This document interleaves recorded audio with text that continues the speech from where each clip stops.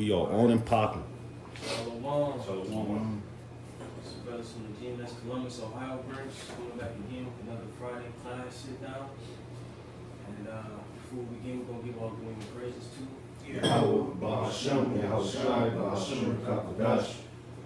Alright, again, double honor to our beloved elders and apostles of great millstone. Shalom to all for the elect. Shalom to all the occupant Christians, truth with sincerity. And like I said again, another Friday sit down. And today we're going to go into Daniel, the 11th chapter. Now if you know, it's a huge chapter. I mean, tons and tons of history, and events. Pretty much when you go into the gist of it. Did you look up the Syrian wars? Yeah, I got it. Just so we get, just a quick.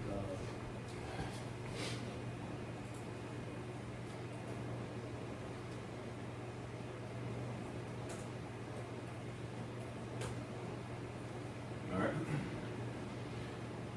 Want me to start reading? What you got? The Syrian wars. What did it bring up? Let me see. Nothing yet. I got something on the Wikipedia says Syrian, right? Yeah. The Syrian Wars was a series of 6 wars between the Seleucid Empire and the Platonic Kingdom of Egypt, successor states to Alexander the Great's empire during the 3rd and 2nd century BC over the region that is called Syria, one of the few avenues into Egypt. You keep going, or? You see anything? Yeah, they mentioned the scriptures. These conflicts drained the material and manpower of both parties and led their destruction and conquest by Rome and Parthia, is how I pronounce it. They are briefly mentioned in the biblical books of the Maccabees. Right. Because ultimately when you dive into this chapter was already fulfilled. Daniel, the 11th chapter, dealing with these Syrian wars, all right? Between, like I said, the Ptolemaic kingdom and the Seleucid Empire, all right? But let's get Daniel 11, verse 1. And like I said, this may be a couple week class, a few week class, still figuring out through the spirit, because I want, you can go in depth. Really, each verse is a lesson, in itself. But through the spirit, I'm going to try my best to bridge things and, Lord's will throughout a period of time, if I do bridge things and shorten things up, try to go in depth on my own time, but we're just going to tackle this. A lot of it is really review, all right? But you got to tap into the history a little further to understand, the Syrian wars, the conflicts, so on and so forth, as we get further into the chapter, So, Jay got it. So Daniel 11, at the top it says, also I, in the first year of Darius the Mede, even I stood to confirm and to strengthen him. Right, so now, again, we understand that this Darius, all right, speaking of Astyages, all right, in secular history, all right, we read about, real quick, as Jake just get that Bell and the Dragon, first chapter. All right, and pretty much, when you deal with Astyages, okay, he was the king of the Medes, all right, firstly, all right, and then, his successor, which would be his grandson, Cyrus the Great, ultimately conquered, him, through rebellion and the Babylonian Empire as well, okay, but in that, Cyrus set him up over the province or the realm of Babylon at that time, okay? This is Bell and the Dragon, the first verse.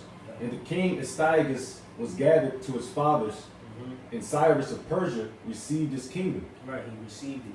All right, so he pretty much inherited back what he gave. You see, you got it, bro. Verse 2. Verse 2. And real quick, Salaki, I'll try my best to bridge it, but I just got it, bro. Just a little bit. All right. Just a little bit. Real quick, can Jake go on Wikipedia and type in. Kill motherfucker. Your phone's up there.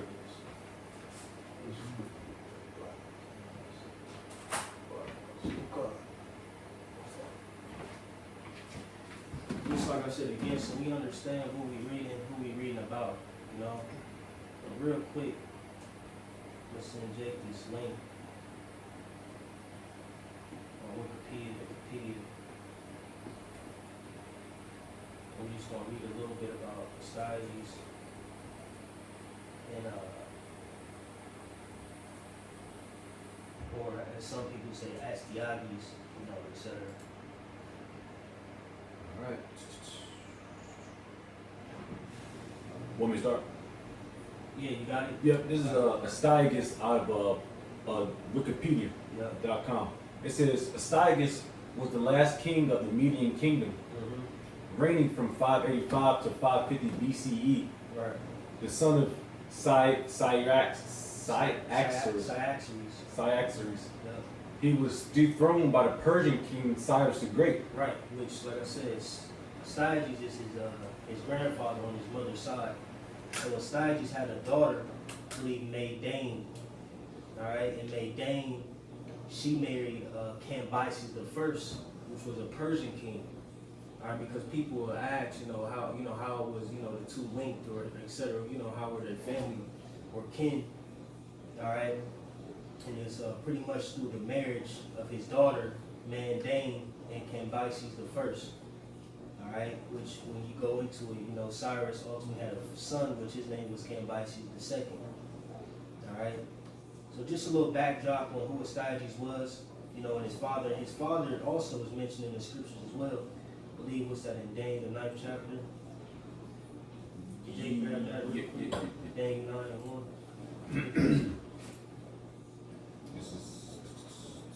Daniel 9:1. Yeah. In the first year of Darius, the son of Ahasuerus, of the seed of the Medes, which was made king over the realm of the Chaldeans. Right, which was made king over the realm of the Chaldeans. Like I said again, Cyrus gave him that realm to run and govern. All right, after he conquered them and after he conquered Babylon. But like I said, when you deal with Daniel 9, it says in the first year of Darius, the son of Ahasuerus, all right, of the seed of the Medes. You see, so can you go to the BLB, Quan? Yeah. Daniel 9. And then when you go into the BLB, just go into Ahasuerus real quick. Because that name is written, I believe, 3 times for 3 different kings, who were written about in the scriptures. Which one again? Daniel's 9:1. Or maybe on the dictionaries. Let me see. Yeah, go to dictionaries. You know how to get there? Not. Just click the verse. Yep. And it should say dictionaries. I'm not too familiar on the computer side. Like, Yep, got it. All Then right. go to Ahasuerus and just read the first verse. All right. Or So, the first few columns. yep. Ahasuerus. There are 3 kings designated by this name in Scripture. Yep. The father of Darius the Mede, mentioned in Daniel, the 9th chapter, 1st verse. This was probably Cyaxares. I can't pronounce it. Cyaxares the First, known by this name in profane history. The king of Media and the conqueror of Nineveh. So that's how we know Darius the Mede is who? Astyages in the scriptures. All right. Well, his secular name. Mm-hmm. That's how we know that's who that's talking about. All right. And let me see. Yeah, read the second column too. Yep. The king mentioned in Ezra 4 and 6 probably. And then let me say this too. When you're dealing with the history, it's very vast. All right. And like the scriptures say, study to show thyself approved. Ultimately, our ultimate tool is the scriptures. And we use the scholars, different historians, etc., to link these things with the scriptures. But always remember, man, we go first and foremost with what the scriptures say, because history has been tainted. Records have been lost. So it's a lot of you know, things that we have to bridge and, you know, piece together to the best of our ability, and what the Heavenly Father, via Yahweh Shai, has allowed us to use and gain throughout the years, you know. Just want to throw that out there for the viewers. But you got it, the second column. Second column, Ahasuerus. The king mentioned in Ezra 4:6, probably the Cambyses of profane history, the son of and successor of Cyrus around BC 529. Wow. And that's pretty much it. Then we did the third column All right. later, so just keep that as a little bookmark or something. Gotcha. But just a little backdrop on, you know, Darius the Mede, all right, his father, his lineage, his daughter, you know, which, like I said, play a role as well concerning, you know, the birth of Cyrus the Great, all right. But now we establish who this Darius is, you know, where we're at, all right. And pretty much we're in the, you know, the beginning stages and years of the Medo-Persian Empire when Daniel received his vision, all right, which, like I said, again, these visions already played out in prophecy, okay? But you got it in verse 2. Well, Dan, Yeah, go on. Daniel 11 verse 2, it says, "And now will I show thee the truth. Behold, there shall stand up yet 3 kings in Persia, and the fourth shall be far richer than they all. And by his strength, through his riches, he shall stir up all against the realm of Grecia." Right, like it says, "And now will I show thee the truth. Behold, there shall stand up yet 3 kings in Persia," right? And the 3 kings is going into Cambyses, the second, which is the son of Darius, Salakia, the son of Cyrus the Great, Bardia, which is also the son of Cyrus the Great, and Darius the Great, all right? And Lord's will, we just get a brief history on those 3 men. And then going into the fourth one, we're going into Xerxes, all right? Which also was noted and written as Ahasuerus in the scriptures as well. But real quick, just get a quick Wikipedia on these 3 men, Lord willing. And we're going to start with Cambyses. Say, they want, you know how to spell it? It may mention it. But, Yeah, it may mention, that's why I'm trying to look. But I could just spell it for you real quick. Alright. Cambyses, Cambyses, the second.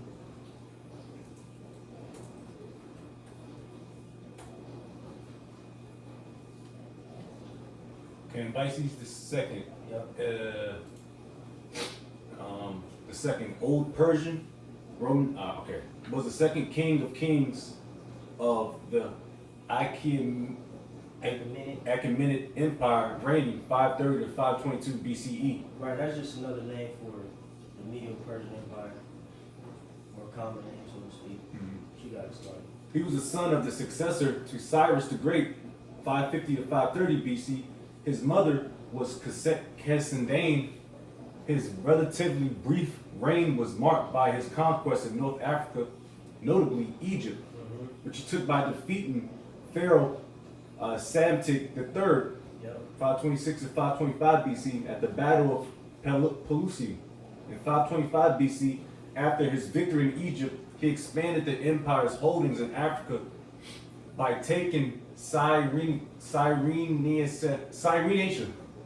the coastal region of eastern Libya, in the spring of 522 BC. Cambyses had to leave Egypt hastily to put down a revolt in Persia. Right, so this is the son, all right, of Cyrus the Great. All right, and you know, through the spirit, real quick, let's get a brief history on Cyrus to his father, just so you know. The Cyrus was mentioned in the scriptures a few times. All right, I believe in Ezra a few times, and I think can Jake get Isaiah the 44th chapter? And that's a common name too, correct? Well, Is it Cyrus or is it Darius? Darius. Darius is the common name. Yeah, Darius is another common name. Which Darius the Greatest mentioned in the scriptures too, and we'll get that as well a little later. But we get Isaiah the 44th chapter, the last verse. Isaiah 40, Oh, I'm sorry. Let's take you, Sean. Isaiah 44, 28. That staff of he is my shepherd and shall perform all my pleasure, even saying to Jerusalem, I shall be built into a temple, thy foundation shall be laid. Right. So you know, when we deal with Cyrus, like I said again, you know, this the the king of the Persian Empire. You know, he came up in rank. You know, first rebelling against his grandfather, you know, Astyages. You know, but ultimately Cyrus was ordained, you know, to give the decree to begin the rebuilding of the temple. All right, and see, this was Isaiah. This was way before Cyrus even, you know, hit the scene. You know, he was prophetically, you know, the one who was going to allow us to rebuild in the temple. All right, you know, you can get the first verse of the next chapter, little one. It's Isaiah 45:1. It says, thus saith Yahweh to his anointed, to Cyrus, whose right hand I have holden, to subdue nations before him, and I will Right, loose. and don't get, you know, for the viewers, of course, brothers know, Jacob get tripped up on him being called the anointed. Pretty much he was, you know, ordained for this task. I got a precept for you. The Lord was, you know, dealing with him, you know what I'm saying, prophetically to accomplish, you know, what he needed to accomplish, you know, concerning prophecy. I got a quick one for you. Yeah. This is Romans chapter 13 at the top. It says, let every soul be subject unto the higher powers, for there is no power but of the Most High. The powers that be are ordained of the Most High. Yeah, Brian, water, beautiful precept. Like you said, the powers that be are ordained to the Most High. Can you get that Proverbs 21 as well?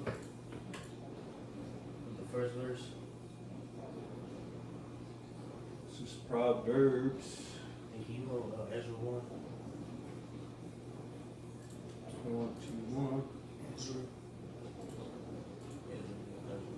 This is Proverbs 21 at the top. The king's heart is in the hand of the Lord, as the rivers of water. He turneth it whithersoever he will. Right, so he stirred up, you know, the mind of Cyrus, you know, and gave the decree and allowed, you know, those who were exiled to Babylon, you know, to go back to Jerusalem and rebuild.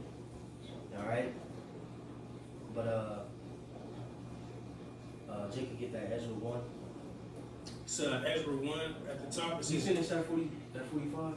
Nah, it says, back to Isaiah 45, in the middle of it says, and I will loose the loins of kings to open before him the two lead gates, and the gates that shall not be shut. Right, like I said, you know, the Heavenly Father was dealing with, you know. He allowed this, you know, this heathen man to come up in the ranks and power. You know, like I said, ultimately for prophecy's sake, to start, you know, the rebuilding of the temple that was destroyed by the Babylonians under the rule of Nebuchadnezzar. But you got the, Ezra 1 at the top. Now in the first year of Cyrus, king of Persia, that the word of the Lord by the mouth of Jeremiah might be fulfilled. Yahweh stirred up the spirit of Cyrus, king of Persia, that he made a proclamation throughout all his kingdom, and put it also in writing, saying, thus saith Cyrus, king of Persia, Yahweh God of heaven hath given me all the kingdoms of the earth, and he hath charged me to build him an house at Jerusalem, which is in Judah. Who is there among you all of his people? His power be with him, and let him go up to Jerusalem, which is in Judah, and build the house of Yahweh, God of Israel. He is the power which is in Jerusalem. And whosoever remaineth in any place where he sojourneth, let the men of his place help him with silver and with gold and with goods and with beasts, beside the free will offering of the house of the Most High that is in Jerusalem. right, so like I said again, you know, Cyrus, he played a pivotal role, you know, in the rebuilding of the temple, you know. And you could just stop there. Well, I may tap back into it, but that's pretty much the premise. Real quick, matter of fact, jump to verse 7. What, Ezra? Ezra 1 and verse 7 says, also Cyrus the king brought forth the vessels of the house of the Lord, which Nebuchadnezzar had brought forth of Jerusalem, and had put them in the house of his God. And then Slakia, jump to the second chapter, the first 2 verses. Ezra 2 at the top says, now these are the children of the province that went up out of the captivity of those which had been carried away, whom Nebuchadnezzar, the king of Babylon, had carried away unto Babylon. and came again unto Jerusalem and Judah, every one unto his city, which came in Zerubbabel, Jeshua, Nehemiah, Sariah, Reliah, Mordecai, Bilshan, Mispar, Bigvai, Rehum, Baanah, the number of the men of the people of Israel. Right, these are mighty men, man, who began, to go back to the city, all right, to rebuild, But that's the point of that. And Jake still got that Yep. Yes, sir. that Cyrus the Great Wikipedia, which ultimately he's, Cyrus the Second. I believe he's named after his grandfather as well, All right. if I'm not mistaken. Back at it. Cyrus II of Persia, 600 to 530 BC, commonly known as Cyrus the Great, was the founder of the Achaemenid. Did we already read that? Nah, Oh, it's the yeah, same pretty much. thing. Yeah. Achaemenid.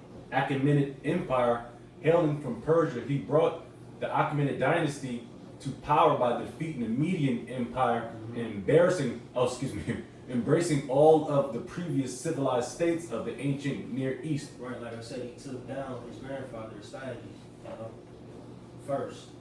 He got it. Of the ancient Near East, expanding vastly across most of West Asia and much of Central Asia to create what would soon become the largest empire in history at the time. The Achaemenid Empire's greatest territorial extent was achieved under Darius the Great, whose rule stretched from southeast Europe in the west to the Indus Valley in the east. Right, and see, that's, with that, like you said, they expanded Darius the Great, then you deal with, how the Greeks got involved, with this conflict as well. Like I said, in that Daniel 11, talking about the fourth king, he stirred up the spirit of the Grecians, roughly paraphrasing. And, the acts of Darius.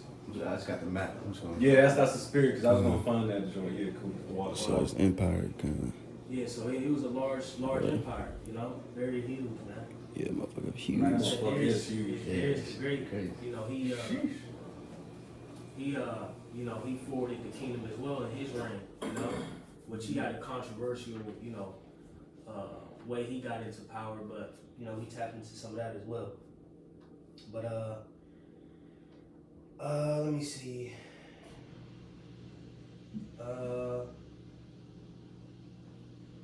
That's pretty much the point. Real quick, read the second portion. Yeah, this is after observing the Median Empire, Cyrus conquered Lydia, and eventually the Neo-Babylonian Empire granted him control of Anatolia and the Fertile Crescent. Yep. Respectfully, there we go. That's all right.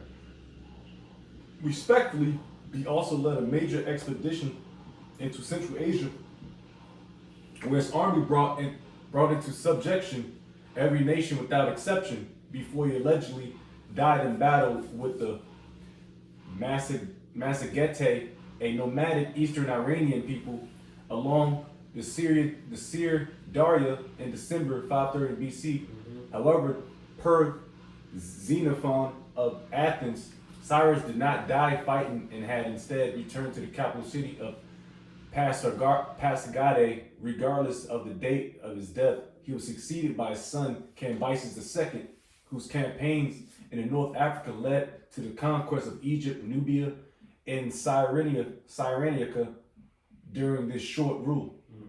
Right, so now we get understanding. We understand who Astyages is. We understand who his fathers is, Cyaxares. We understand his relation to Cyrus the Great. How they are all figures in the scriptures and written about in secular history, going to show you the validity of the scriptures. And now, like I said again, we tap into the first king written about in Daniel 11 chapter. All right, now we got two more in that first portion in the last one. So let's get a quick Wikipedia of his brother, Cambyses II's brother, the son of Cyrus, Bardia, which is spelled Brdiya.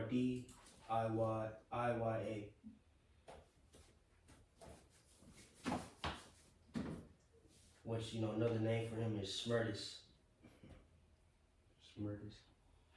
It's not popping up. I'm gonna go. Bardia, Brdiyya. Yeah, it's not popping up. It's Bardaya. Popping up Britney Spears and shit. Or type in Smears. I got it. I got it. Let me get this real quick. So Bardia. I'm not gonna use that. Bardia or Smerdis. It's Old Persian. All right. It says possibly died 522 BCE. Also named as Tani Oxyrus, Old Persian, by Ctesias, was the son of Cyrus the Great and the younger brother of Cambyses II. Both Persian kings. There are sharply divided views on his life. Bardia either ruled the Achaemenid Empire for a few months in 522 BCE, or was impersonated by a magus called Guamata, Yep. whose name is given by these damn names. Yeah. Ctesias. So like, I just looked at word magus. It just pretty much goes into a priest. Yeah, You know what I'm saying? My fault. Come on. Yeah, it is. I like Wikipedia. Yeah. They still rolling. Yeah. I thought them niggas wanted money and shit.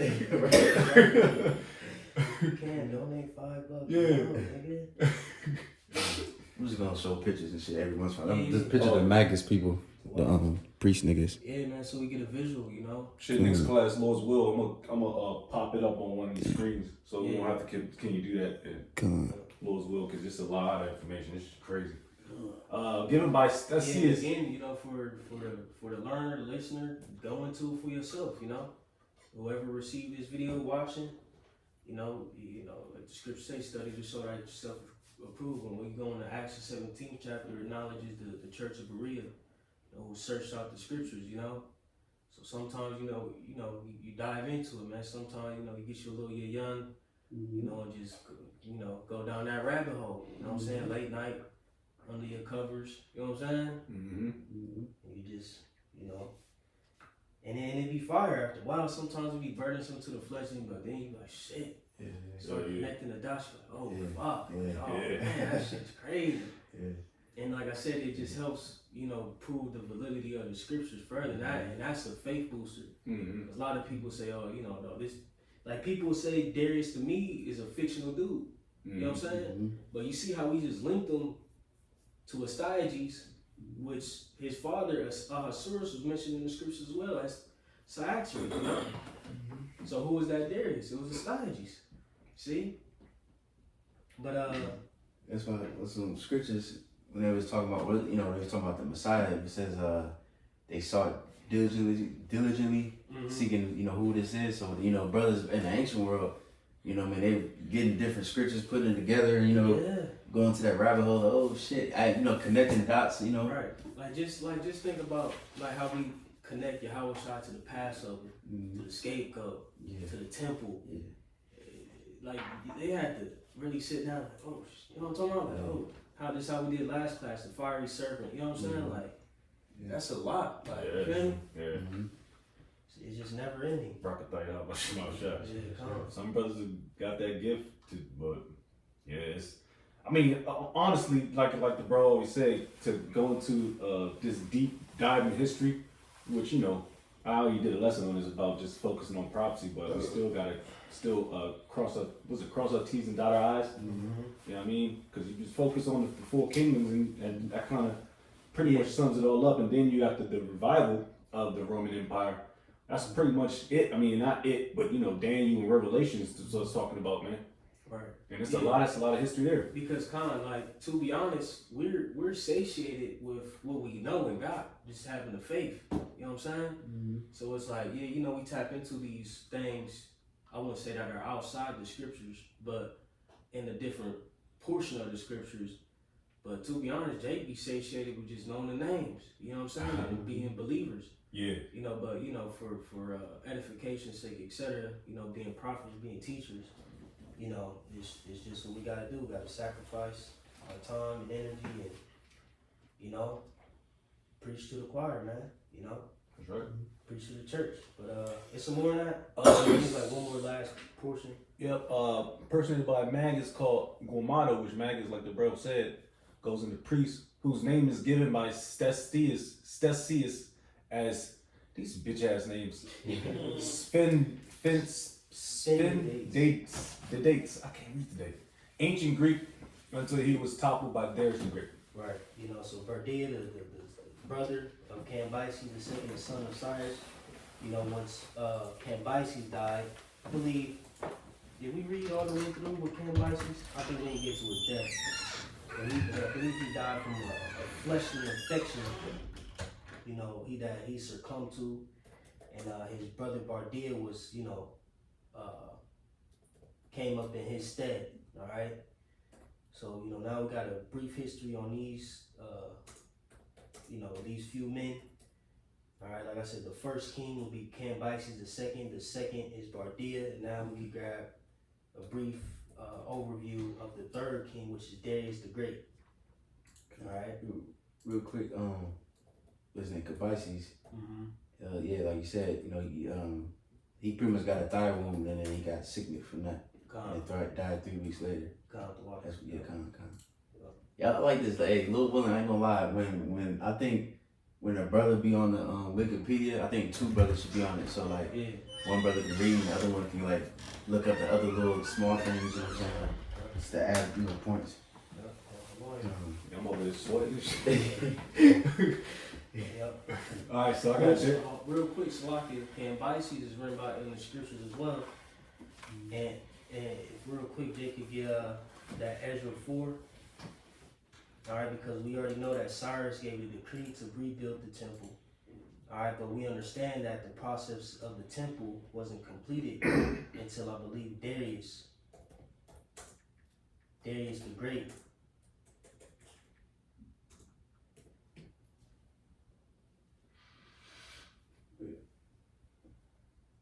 Ezra 4 and Salaki. What's it?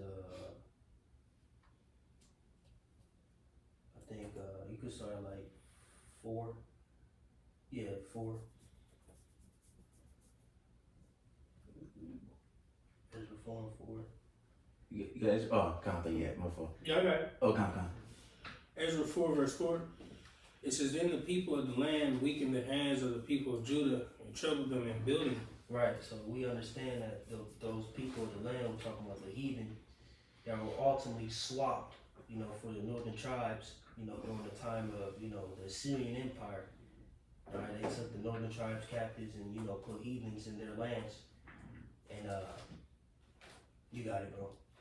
It says, verse 5, "And hired counselors against them to frustrate their purpose all the days of Cyrus, king of Persia, even until the reign of Darius, king of Persia." Right, so you have people conspiring against us, you know, rebuilding the temple, you know, etc., sending letters, all right, to, you know, Cambyses, you know, why they shouldn't, you know, which is going to read, you got it. It says, "And in the reign of Ahasuerus," Which is talking about Cambyses, like we went into the definition of Ahasuerus in the dictionary, you know, it's notably for three men, Cyaxares, Cambyses, and Xerxes. But you got it, bro. it says, "In the reign And of in this context, it's speaking of who would be the one after Cyrus the Great, which would be Cambyses. You got it. in the reign of Ahasuerus, in the beginning of his reign, wrote they unto him an accusation against the inhabitants of Judah and Jerusalem. Mm-hmm. And in the days of Artaxerxes, wrote Bishlam, Mithridath, Tabeel, and the rest of their companions unto Artaxerxes, king of Persia. Mm-hmm. And the writing of the letter was written in the Syrian tongue and interpreted in the Syrian tongue." That's the point. The Lord will could tap into some of this history as well, but I may do that in another video on my own. But cool, come. Now we can jump into Darius the Great, Alright. the third king in the 11th chapter, 2nd verse. This is Darius the Great. 550 to 46 BCE, Mm-hmm. commonly known as Darius the Great, was the third king of kings of the Achaemenid You see, Empire. it ties right into it. Spoke of the three kings, you know, in the Daniel 11th chapter. What you got it, bro? It says, empire reigning from 522 BCE until his death in 486 BCE.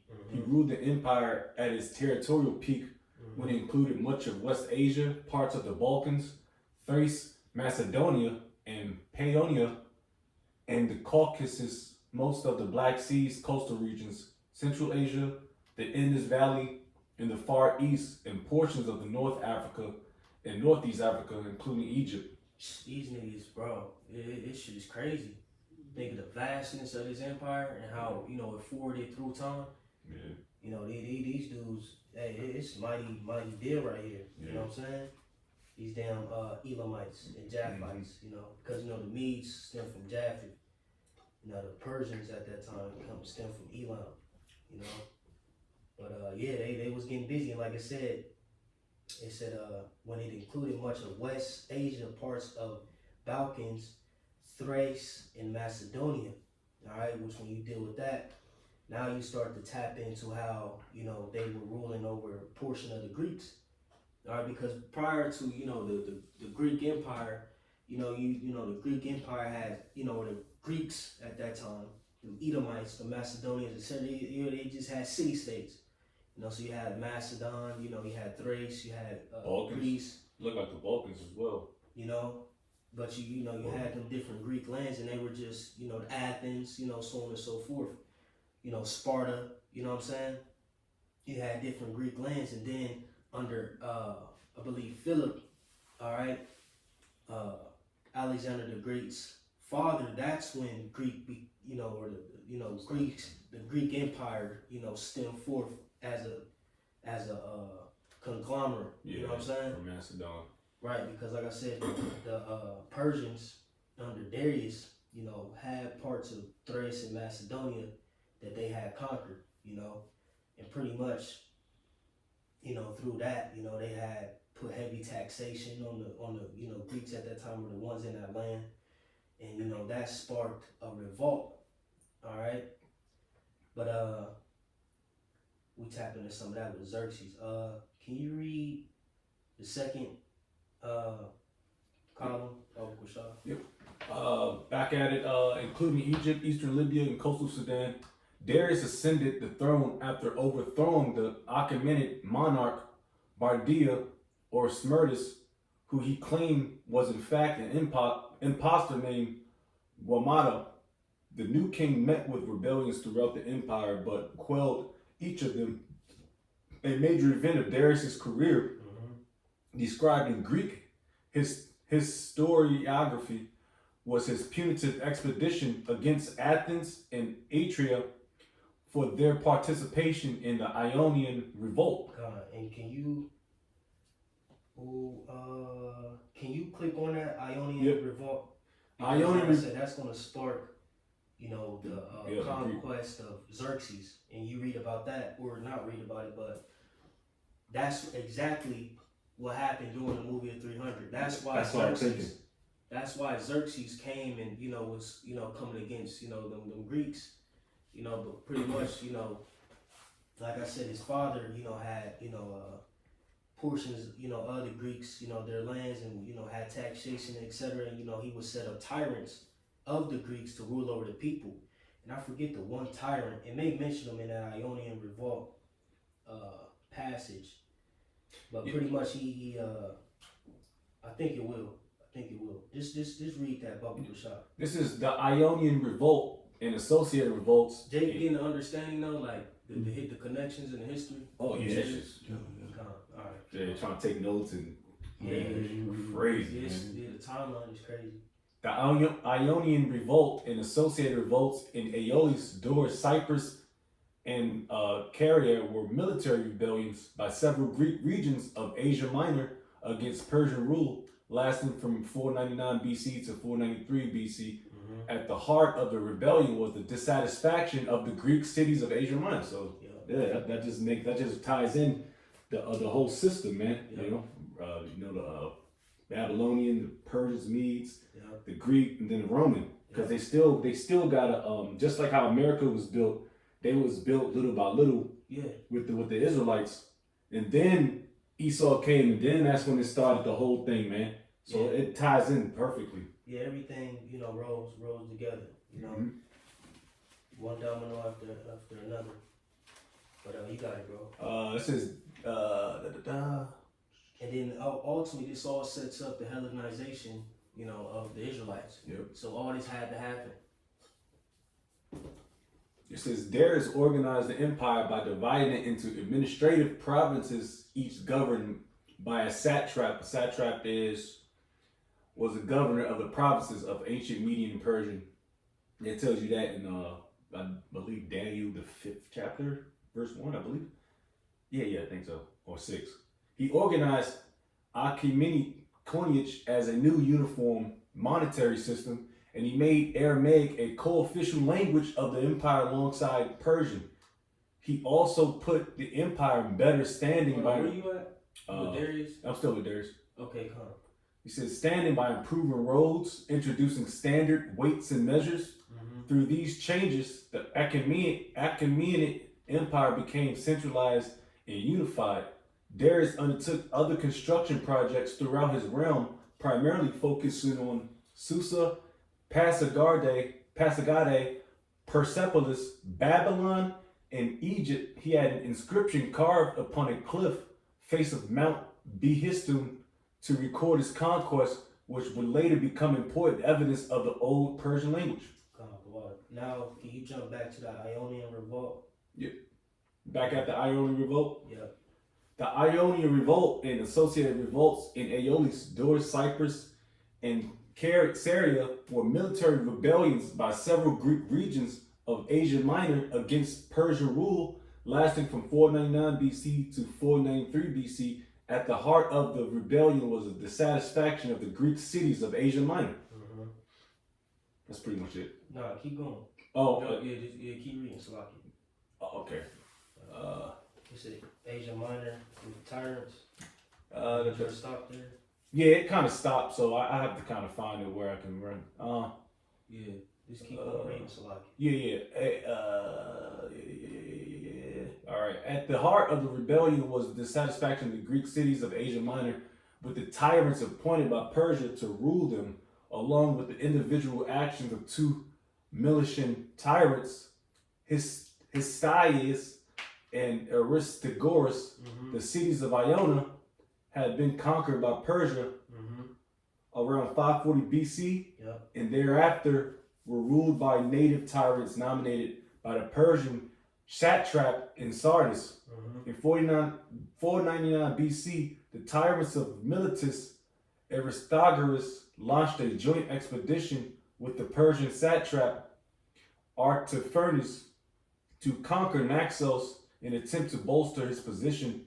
The mission was a debacle, and sensing his imminent removal as tyrant, Aristogoras chose to incite the whole of Iona into rebellion against the Persian king Darius the Great. Right, so this man, Aristogoras, like you said, he launched a joint expedition with the Persian satrap Artaphernes to conquer Naxos. All right, and pretty much Naxos, like I said, is a Greek island belonging to the Cyclades Islands group. All right, so pretty much he devised the plan to conquer this land, and it didn't go well.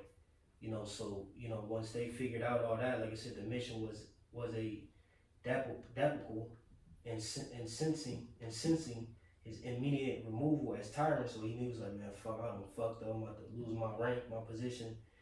I'm gonna just say fuck it. And like it says Aristogoras chose to incite the whole of Ionia into rebellion against the Persian king Darius the Great. So the Ionian revolt stemmed forth. You see, and like I said, that rolls into what's going to happen with Xerxes. So if you can, read the second column, Babu Bashar, if you don't mind.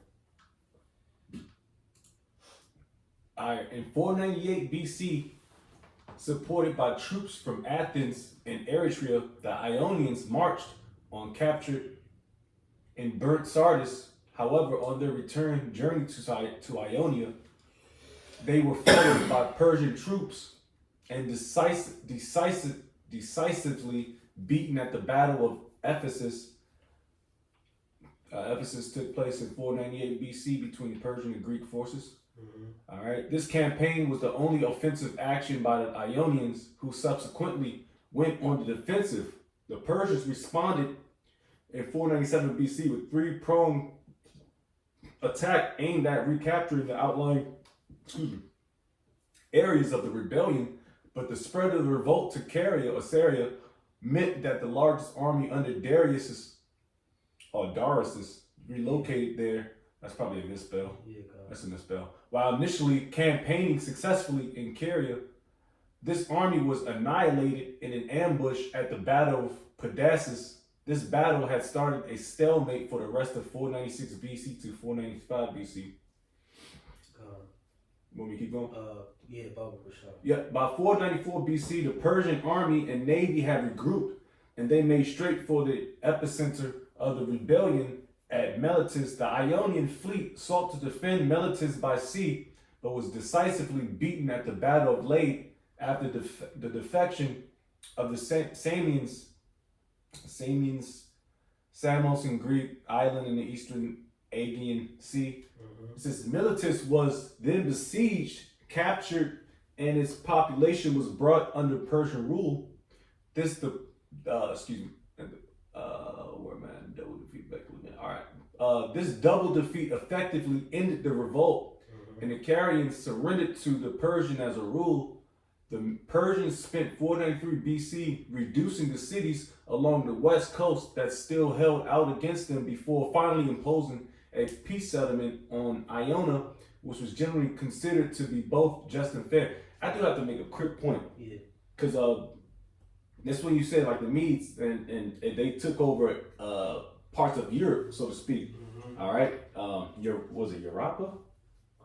Either or. This how you know history shows you the campaign about the Medes, all right, which are the Japhetic people, man. So that shows you that, you know what I mean? It just shows you. Yeah, where they were. Yeah, where they were. In the time, in past time, that takes hundreds of years to move a whole group out of a land. Yeah. All right. But one more. Yep. The Ionian revolt. Where I'm at. The Ionian revolt constituted the first major conflict between Greece and the Persian Empire. That's where I wanted to get. Yeah. So, like I said, the Ionian revolt constituted the first major conflict between Greece and the Persian Empire. Now, Quan, hold that. And can you read that Daniel 11 and 2 one more time? Yep. Daniel 11 verse 2. It says, "And now will I show thee the truth. Behold, there shall stand up yet 3 kings in Persia, and the 4th shall be far richer than they all by his strength.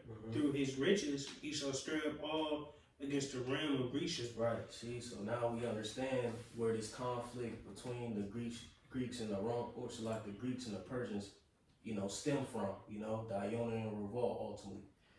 All right. Now you can finish that out, Quan, and then we're gonna get some history on Xerxes. All right. Did we read anything on Darius? I think we did. We did. Yeah, The Ionian revolt constituted the first major conflict between Greece and the Persian Empire, and as such represents the first phase of the Greco-Persian Wars. Yep. Which series of conflicts between the Achaemenid Empire and Greek city-states that started in 499 BC and lasted until 449 BC. Although Asia Minor had been brought back into the Persian fold, Darius vowed to punish Athens and Eritrea for their support of the revolt. Right. See, this was stirred up Darius to go further in the Greeks and try to wage war on them because of those who showed support to Ionia and the other portions of those who revolted against them. But you got it. It says, Eritrea for their support of the revolt. Moreover, seeing that the myriad city-states of Greece posed a continued threat to the stability of his empire, according to Herodotus, Darius decided to conquer the whole of Greece in 492 BC, the first Persian invasion of Greece. The next phase of the Greco-Persian Wars began as a direct consequence of the Ionian Revolt. You see, so now, now Darius on that bullshit. Now he's like, all right, I'm about to try to take over all of Greece. You know what I'm saying? And then real quick, look up the death of Darius the Great, because that's going to play a pivotal role as well. Because, like I said again, all this stuff is stirring in the pot for Xerxes. Darius's conquest, the revolts, how the Greek or the Greco-Persian War started, and where was Xerxes' mindset. Like I said, you see a little bit of that in that movie 300. You know what I'm saying? Back to Wikipedia, go down to death and succession. It says after becoming Darius, right? Yeah. Darius the Great. Oh yep. Says after becoming aware of the Persian defeat at the Battle of Marathon, Darius began planning another expedition against the Greek city-states. This time he, not Datis, would command the imperial armies. Darius had spent 3 years preparing men and ships for war when the revolt broke out in Egypt. This revolt in Egypt worsened his failing health and prevented the possibility of his leading another army. Soon afterwards, Darius died after 30 days of suffering through an unidentified illness.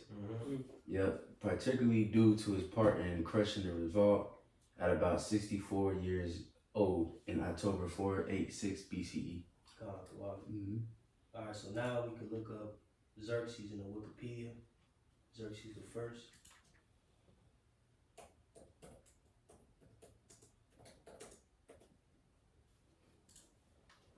All right, this is Xerxes, 518 to 465 BC, commonly known as Xerxes the Great, was a Persian ruler. And just so you know, he ain't look like that nigga in the movie, man. Yeah. That's the spirit. I was just about to say that. I'm gonna show a Yeah. picture of Smack. yeah, bald headed and shit.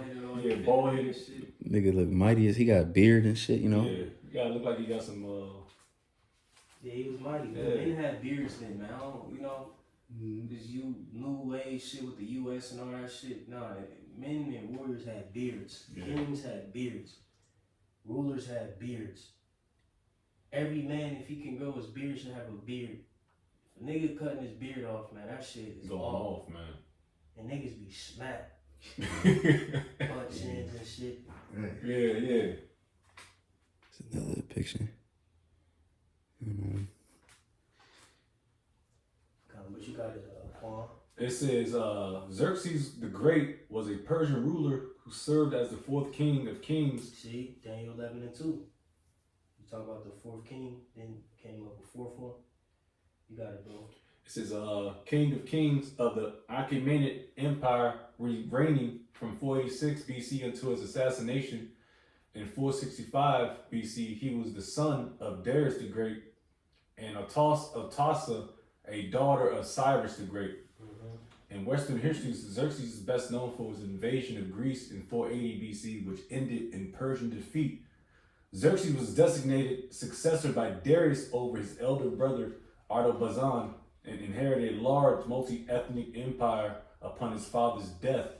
He consolidated his power by crushing revolts in Egypt and Babylon and renewed his father's campaign to subjugate Greece. Right, and just real quick, just to note, because we're dealing with this timeline and these different, lineages, etc. So this is a real quick, let me look it up. Jacob look this up so we understand.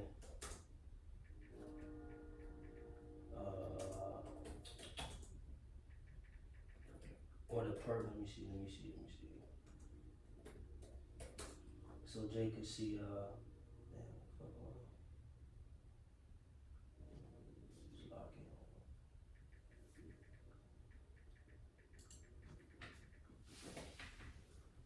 I'm about to see this, can, Zaquan. Mm-hmm. I'm about to put this photo in the chat or this link, so Jay can see the and Jay can always look it up too. You know, brothers who watch this chart.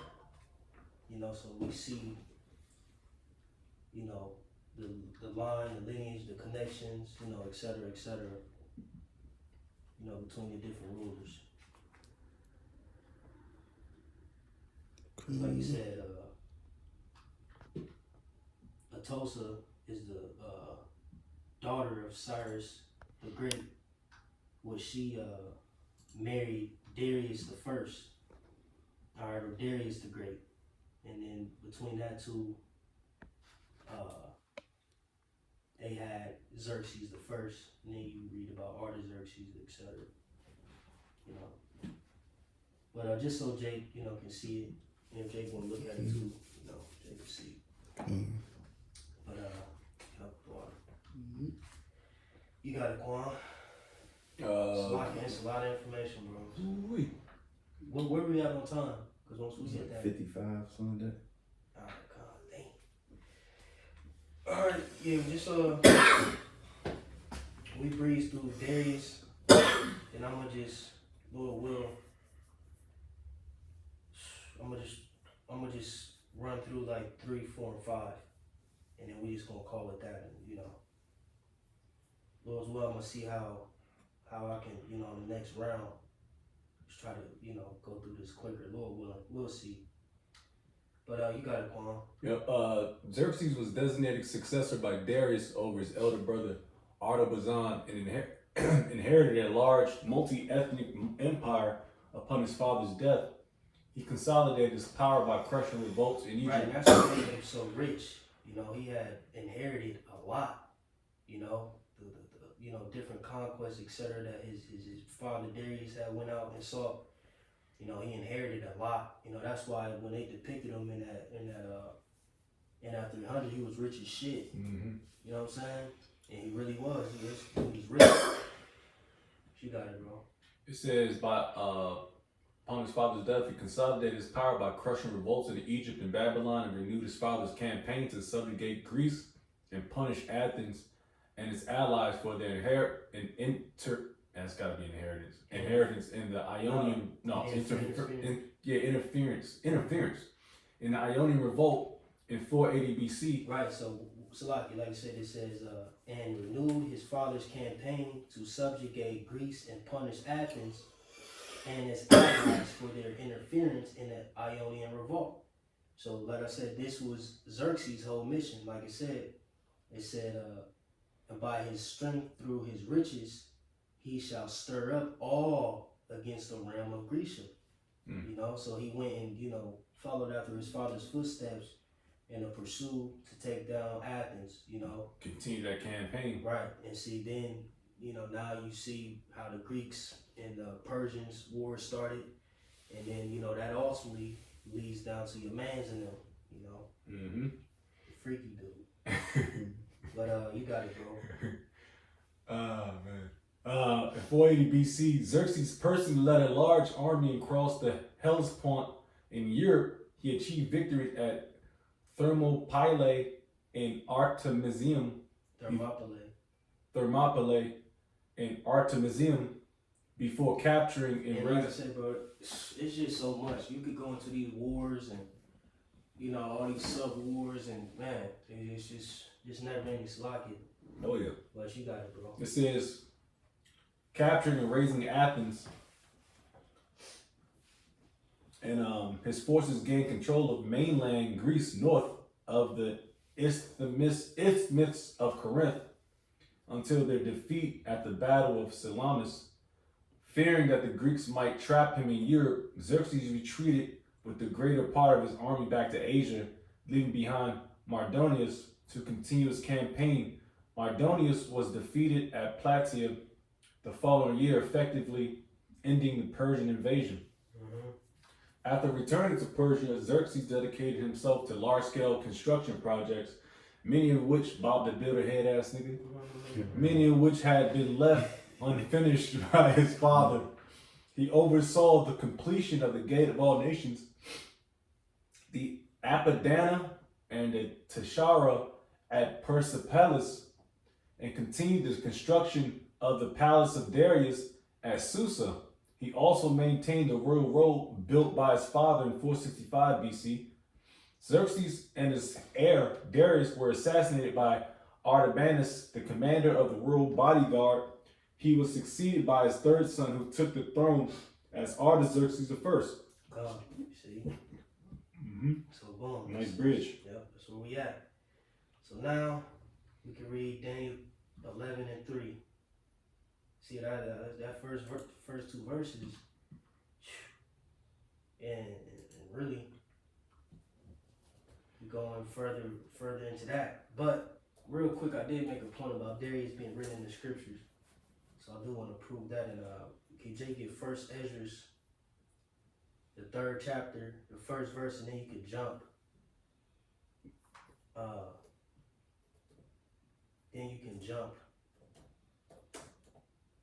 to or is it the fourth chapter? Yeah, Jake just read First Ezra 3 and 1. This first Ezra 3 and 1 says, now when Darius reigned, he made a great feast unto all his subjects, and to all his household, and to all the princes of Media and Persia. Right, and this is talking about Darius the Great, you know? And then, like I said again, Xerxes written in the scriptures as well when you read the book of Esther. You know, that Ahasuerus was speaking of Xerxes. Alright, Xerxes the first. So in this context, it's speaking about Darius, and when you deal with it, pretty much, you know, he was chatting, you know, between his peers and all that, and pretty much he was willing to reward, you know, a man, in his courts. I believe it was a bed chamber, something like that. To, you know, whoever comes up with a wise saying, you know, would be rewarded. Oh yeah, damn. And then I believe it was Zerubbabel, if I'm not mistaken, who came up with a wise saying, you know, like you said, men are, you know what I'm saying, you know, Jake remember the account. Yeah. Came up with the wise sayings, you know, Right. he and the women. So who the strongest? Yeah, Woman, yeah, king, yeah. Oh yeah. But like you said, the truth Yeah. is the strongest. Yeah. And Darius was impressed, you know, with his knowledge and wisdom. And he awarded him, To be in his top well, he awarded, this, so like I'm trying to find it exactly, I think it's in 4. Yeah, I can get it. I think, I yeah, think I'll first be covered. Ezra's 4. Start at 42, Lord's will. Dave, chapter 4. Nah, first Ezra's 4. Yeah, right here. First Ezra 4 and 42. Then said the king unto him, ask what thou wilt more than is appointed in the writing, he will give it thee, because thou art found wisest, and thou shalt sit next me. Thou shalt sit next me. That's how it's written. So like it shall be called my cousin. Right. This is, you know, someone close to him. Then said he unto the king, remember thy vow, which thou hast vowed to build Jerusalem in the day when thou camest to thy kingdom. Because like I said again, you know, that Cyrus, when, you know, Cyrus on the scene, that's when the beginning of the building started. But it was halted during the time of Cambyses, you know, he received them letters, you know, etc. And pretty much it had stopped, you know, for a period of time until Darius the Great, you know, came into power. You know, but you got it. He pretty much brought it back to his remembrance. And it's, you know, you got it, Paul. It says, and to send away all the vessels that were taken away out of Jerusalem, which Cyrus set apart when he vowed to destroy Babylon, and to send them again thither. Thou also hast vowed to build up the temple which the Edomites burned when Judea was made desolate by the Chaldeans. It says Psalms 137. Because Esau was in the midst of, you know, us being burned. Well, the temple being burned down. You damn Edomites. Yeah. It says, and now, O Lord King, O Lord the King, this is that which I require, and which I desire thee, and this is the princely liberty proceeding from thyself. I desire therefore that thou make good thy vow, and the performance whereof with thine own mouth thou hast vowed to the King of heaven. Then Darius the king stood up and kissed him and wrote letters for him Yeah, until. like I said, you gotta think again. These dudes are rich. This dude had money on him. You know what I'm talking about? So you know him funding it and all that. It was Nathan really. You know what I'm saying? You got it. It says Kissin wrote letters for him unto the treasurers and lieutenants and captains and governors that they should safely convert all their way, both him and all those that go up with him to build Jerusalem. He wrote letters also to the lieutenants that were in Syria and Phoenix. Sorry about that, it's like it. And unto them in Lebanus, that they should bring cedar wood from Lebanus unto Jerusalem, and that they should build the city with him. That's pretty much the point. But I just wanted to prove that real quick through the spirit.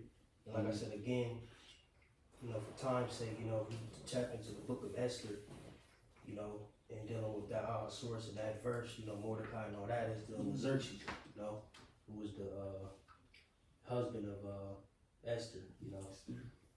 Which that was her heathen name, correct? Yeah, that was her Islam name, Star. Yeah. If I'm not mistaken. Yeah. But alright, you can read Daniel 11.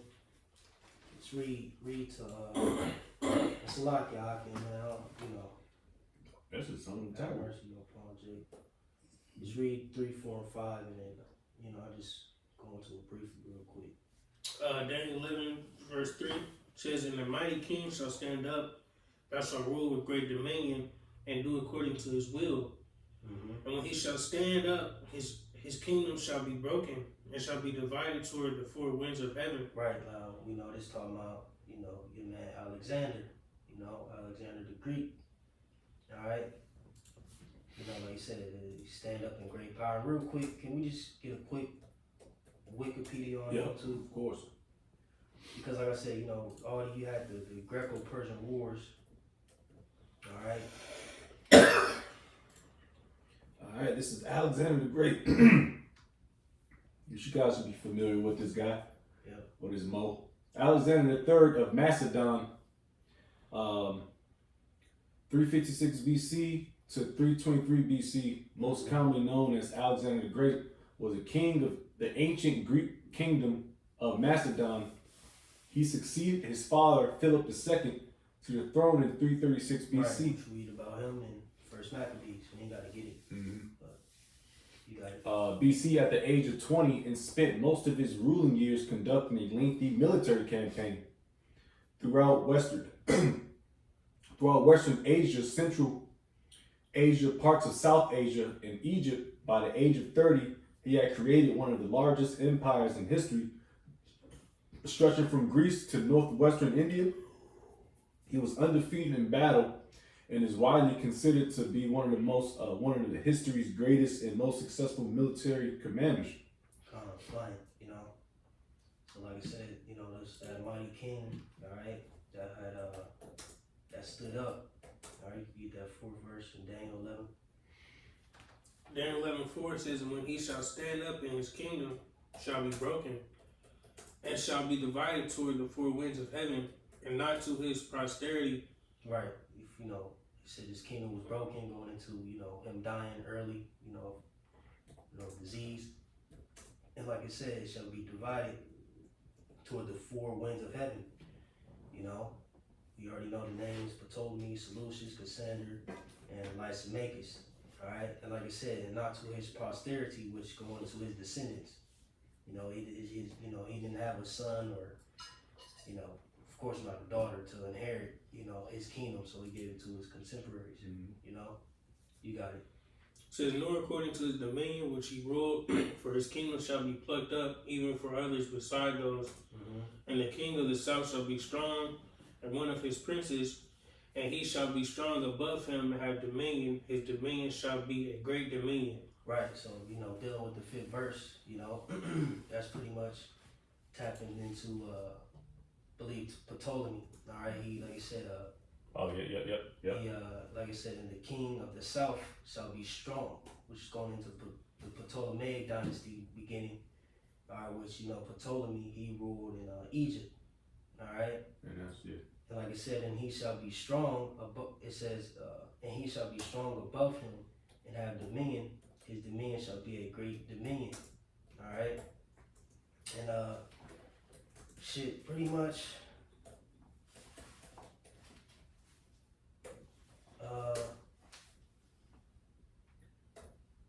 But Antiochus just came out of told him that. Nah, solution. Nah, so like I said, and the king of the south shall be strong is going in for Ptolemy. And Okay. one of his princes is going into the Seleucus dynasty. Okay. Yeah. It said one of his princes, and he shall be strong above him and have dominion. His dominion shall be a great dominion.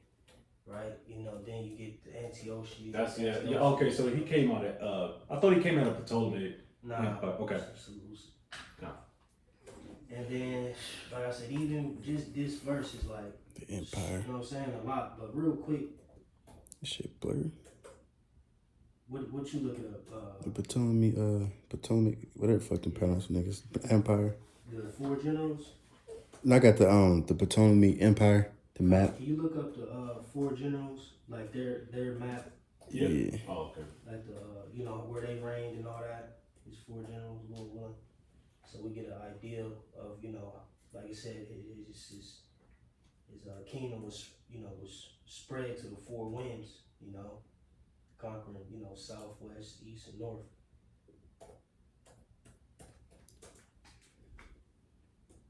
Hold on. Oh, this shit blurry, man. Damn. How you got the picture right here.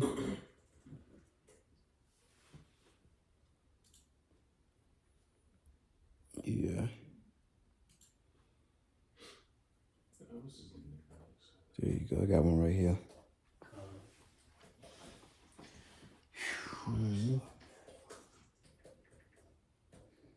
Greek Empire Division.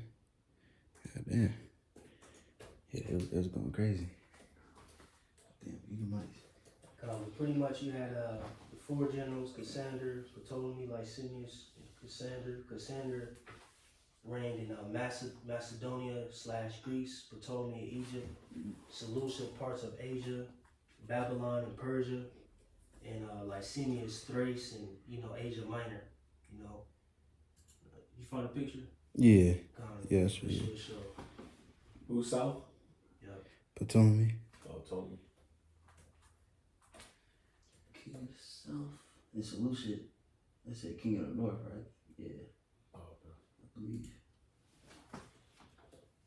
Yeah, but Lord's will we stop there through the time, and Lord's will probably continue at the 5th verse with a little bit more information, and then just move down the line, Lord willing, But Jake satisfied, Jake good. Where we at on time? Just like an hour, 11. All right, well, that's the first portion of it. That's the basis of it. The origins, so to speak. So Salakia, man, a lot of history, a lot of things to tie into, a lot of, things to bridge, and things, that ultimately you gotta establish to understand, this chapter, So with that, Lord's will is edifying to those who may receive it. Gonna give all glory and praises to Yahweh, Ba'ashem, Yahushai, Ba'ashem, Kakudash. One Shalom, elders and apostles, the great millstone. Shalom to all who elect, and shalom to all the Akim pushing this truth with sincerity. Shalom.